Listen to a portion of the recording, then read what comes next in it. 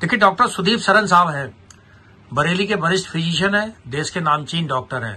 Sir, कई दिन आज बरसात हुई और बरसात के बाद आज बहुत तेज धूप निकली है।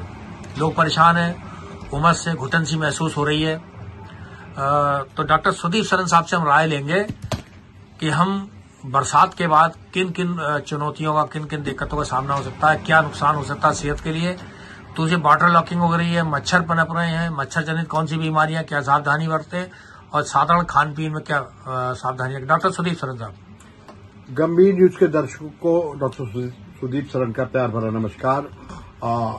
मौसम सुहाना, बरसात, टपकती बारिश, सब कुछ अच्छा लगता है, लेकिन बारिश के साथ कुछ स्वास्थ्य संबंधित बातें हैं जिनकी चर्चा करूंगा।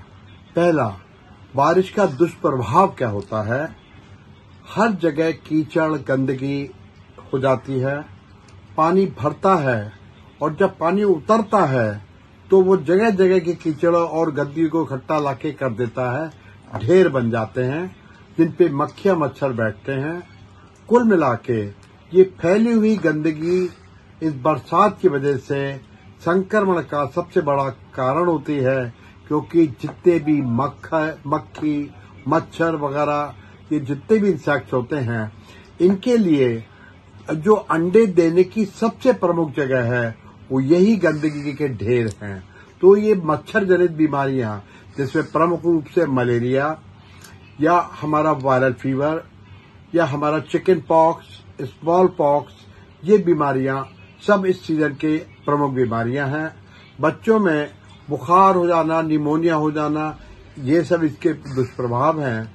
इसके अलावा ये जो गंदा पानी है ये फिर हमारी सतह के नीचे जाता है और वहां वाटर टेबल पे जाके हमारे जो पंप्स हैं, हैंड पंप से जो पानी आ रहा है या नीचे से जो हमारे जेट से पानी आ रहा है, वो भी दूषित हो जाता है, जिसकी वजह से पेट संबंधित बीमारियां जैसे उल्टी, पेट में दर्द, ऐंठा, दस्त, मरोड़, पखाने में खून आ जाना, उल्टी होना, भूख का न लगना, चिड़चिड़ाहट होना, ये सारी चीजें होती हैं। तो ये सारी चीजें दूषित पानी की वजह से होती हैं। और हम लोग एक गलती और करते हैं, कहीं बाहर गए तो उसके बाद में जहां जैसा भी पानी उपलब्ध हुआ हमने ले लिया। होटल में गए, होटल में जो पानी दिया ले लिया, कोई उस पानी की विश्वसनीयता नहीं है, वो संक्रमित पानी है। इसके अलावा जो सबसे प्रमुख बीमारी बरसात के सीजन में होती है, इस ह्यूमिडिटी और बड़ी आर्द्रता की वजह से, वो है स्किन का फंगल इन्फेक्शन, जिसको डॉक्टर की भाषा में टीनिया इन्फेक्शन कहते हैं। ये बहुत कॉमन होता है। ये ग्रोइंस में, जिसे जंगाशे कहते हैं, वहां होता है। शरीर पे चकत्ते बन जाते हैं, तरह तरह के जैसे कोई नक्शे बने हुए हैं और वो बढ़ते चले जाते हैं। ग्रोइंग की फंगल इन्फेक्शन की वजह से चलना तक मुश्किल होता है। तो ये फंगल इन्फेक्शन, और खासतौर से अगर डायबिटीज है, तब फंगल इन्फेक्शन के फैलने की संभावना बहुत ज्यादा होती है। आमतौर पर लोग ट्यूब लगा लेते हैं, आमतौर मिलने वाला ट्यूब लगाने के तुरंत आराम मिल जाता है, और जैसे ही लगाना बंद कर देते हैं पुनः हो जाता है। कारण क्या है? उन सब ट्यूब में स्टेरॉइड होता है, जबकि स्टेरॉइड वर्जित है। स्टेरॉइड अगर आपने टीनिया के इन्फेक्शन पे लगा दिया तो टीनिया कभी ठीक नहीं होगा। अगर टीनिया होता है, समुचित उपचार कराएं और कम से कम 1 से लेकर 2 महीने का उपचार कराएं। तब तक उपचार कराएं जब तक कि पूरा जड़ से खत्म ना हो जाए। आमतौर पे जहां कम होता वही उसको रोक देते हैं।